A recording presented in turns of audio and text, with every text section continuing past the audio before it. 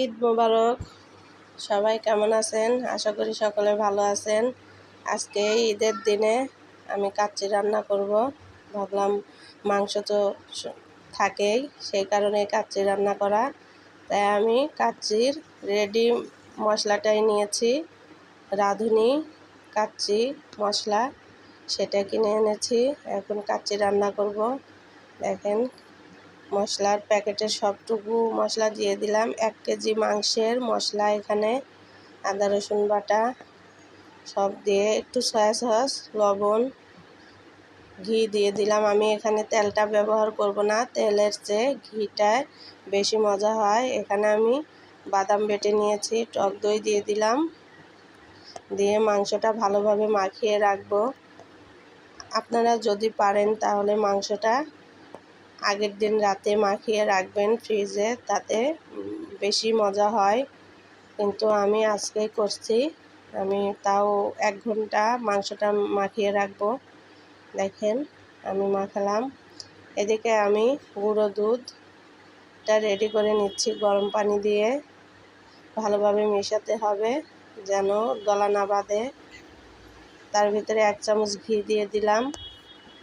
ঘিটা দিয়ে ভালোভাবে মেশাবো। এদিকে আমি চাউলটা আধা ঘন্টা ভিজিয়ে রাখছিলাম, সেটা এখন গরম পানিতে ঢেলে দেব। সেই কারণে পরিমাণ মতো লবণ দিলাম, একটু তেল দিলাম, সয়াবিন তেল, লেবুর রস দিলাম। লেবুর রস তেল দিলে চাউলটা ঝরঝরে থাকে।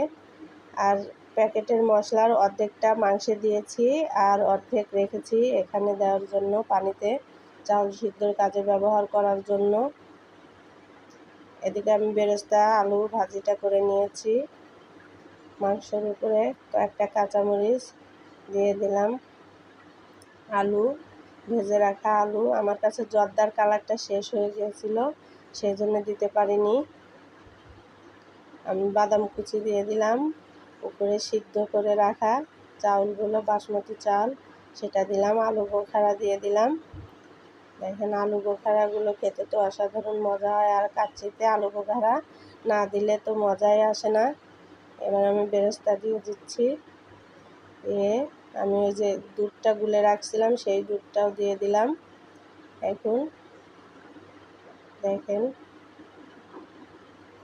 আমি আর 1 লেয়ার ভাত দিয়ে দিব।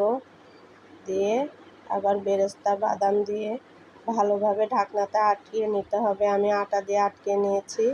তারপরে আমি 1 ঘন্টা 40 মিনিট হালকা আঁচে রেখেছিলাম। দেখতেই পাচ্ছেন এরকম রূপ এসেছে।